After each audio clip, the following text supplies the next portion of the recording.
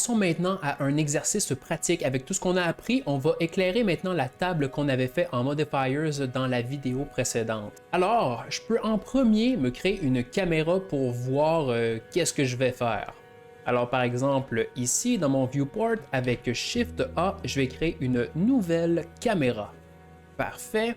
Alors ici, j'ai ma caméra. Et si je mets mon curseur sur mon viewport de droite, je peux appuyer sur le clavier numérique sur la touche 0, ce qui va m'envoyer dans la vue de ma caméra qui est active dans ma scène. Dans ce cas-ci, c'est celle-ci. Si je la bouge, et voilà, on peut réorienter la caméra de cette façon-là. Et puis là, comme ça, ouais, j'arrive avec un point de vue qui me satisfait. Ah, c'est pas mal ça.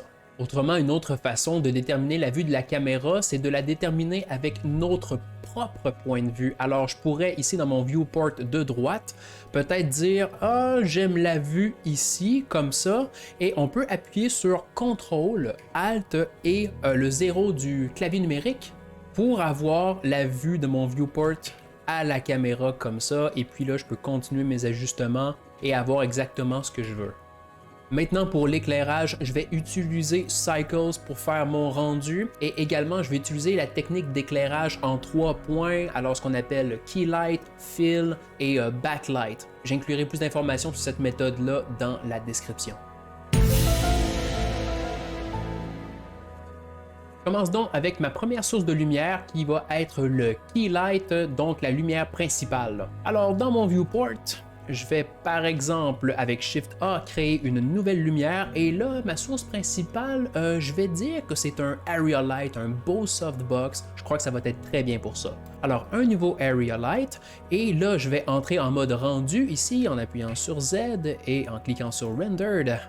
Et voilà, maintenant je peux contrôler ma lumière ici. Et puis là pour ma source principale, je tape 2 fois sur R pour changer l'orientation.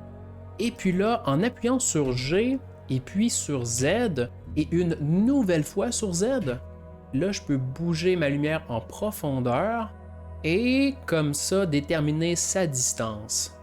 Peut-être maintenant que la surface est trop grande, on pourrait aller dans les propriétés et changer le size ici. Une autre façon de procéder, c'est d'utiliser le scale avec S. Alors si j'appuie sur S, on peut quand même changer le scale, ça fonctionne aussi.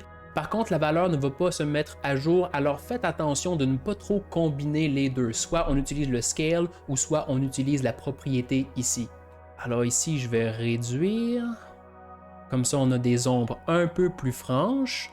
Et puis, je pourrais utiliser une couleur. Par exemple, une couleur chaude. C'est bien de tout le temps avoir des couleurs complémentaires dans nos rendus, avoir des couleurs chaudes complémentées par des couleurs froides, c'est une façon rapide et facile d'avoir un peu plus de punch dans notre éclairage. Ajuster l'intensité comme ça, et puis voilà quoi! Maintenant, prochaine lumière. La prochaine lumière, ça va être ce qu'on appelle le backlight, la lumière de derrière pour déterminer la silhouette et peut-être mettre des petites réflexions cool sur notre modèle. Alors ici, je pourrais commencer avec cette lumière-là, avec ma keylight. Je vais la dupliquer avec Shift D. Sur le Y, je vais tourner sur le Z. Yeah, peut-être. Un peu sur le Y comme ça, un peu plus en hauteur, voilà. Et puis là, pour la couleur, je vais mettre un truc qui est beaucoup plus froid. Alors en cliquant sur la couleur, on peut changer le H. Le H, c'est le hue, ça va garder la même saturation, on va seulement changer le ton. Un truc un peu plus froid comme ça, pas trop saturé non plus, c'est important, les lumières, on va pas trop les saturer. Et puis là maintenant, c'est important de toujours voir la contribution des lumières individuellement, alors on peut cacher des objets, et puis ça c'est assez extraordinaire, on est rendu loin dans notre série sur apprendre Blender, et je vous ai pas encore montré comment cacher ou révéler des objets. Eh bien, on peut appuyer sur, par exemple, c'est le Keylight, je vais la cacher en appuyant sur H.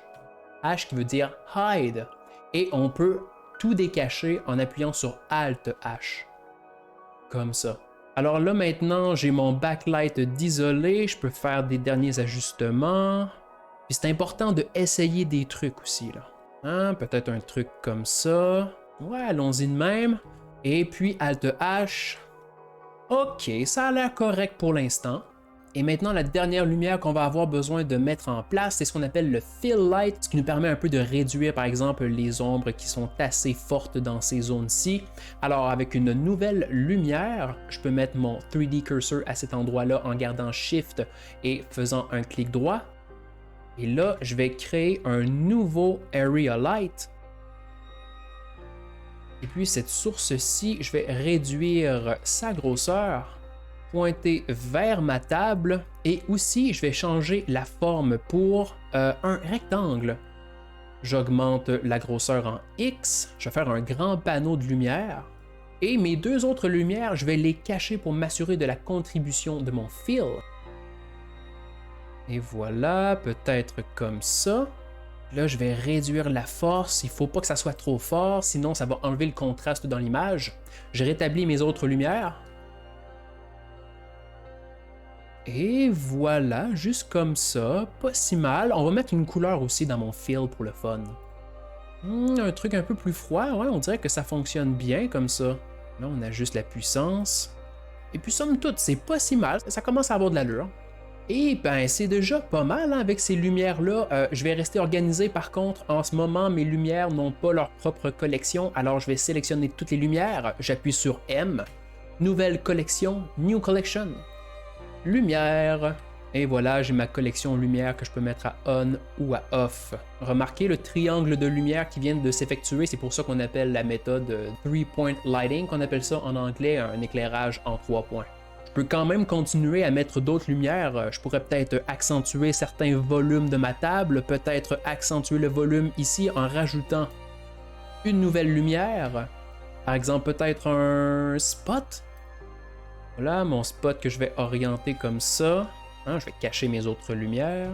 Et voilà mon spot. Comme ça. La grosseur du cône, on peut l'augmenter peut-être. Ouais, un peu. J'augmente la force. Je révèle toutes les lumières. Et puis maintenant ici, je ramène la puissance à 0. Et graduellement, je vais augmenter pour m'assurer que le reste de l'éclairage soit balancé. Et puis voilà, comme ça. Sans... Avec.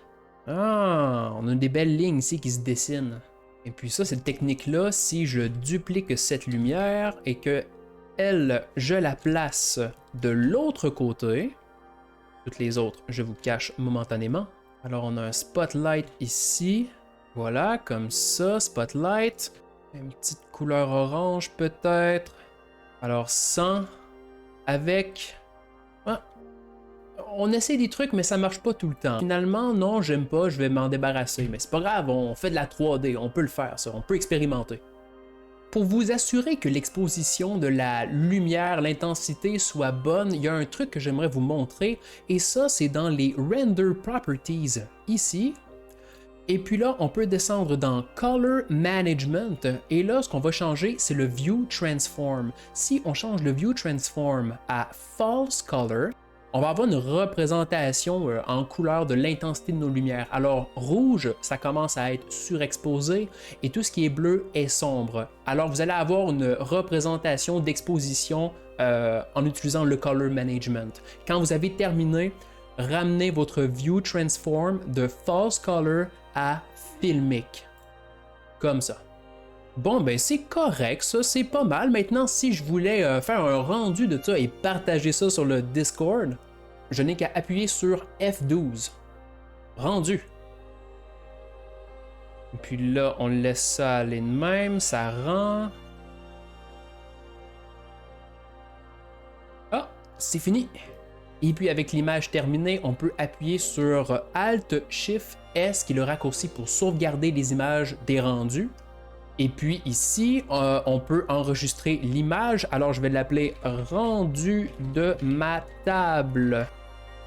Et on peut avoir le format ici. On garde ça léger. Je vais mettre JPEG et RGB. Oui, qualité 90%. Sauvegarder en tant que rendu. On garde tout ça par défaut. Et on peut faire Save as Image. Ah, rendu de ma table. Wow! Et c'est tout pour la vidéo d'aujourd'hui. Pour récapituler, on a parlé des point, spot, area light ainsi que les soleils et comment on pouvait utiliser une lumière ambiante, par exemple avec une texture HDRI pour éclairer notre environnement, puis on a vu un petit peu Node là-dedans aussi. Dans la prochaine vidéo, on parle des matériaux et comment on peut utiliser les fonctions de base pour éventuellement réaliser un travail de shading sur la table qu'on a réalisé. Comme à l'habitude, cet exercice-là d'éclairage, partagez les résultats sur le Discord et si vous avez aimé la vidéo, partagez, abonnez-vous et activez les notifications pour rien rater du reste de la série. Sur ce, moi je vous dis à la prochaine.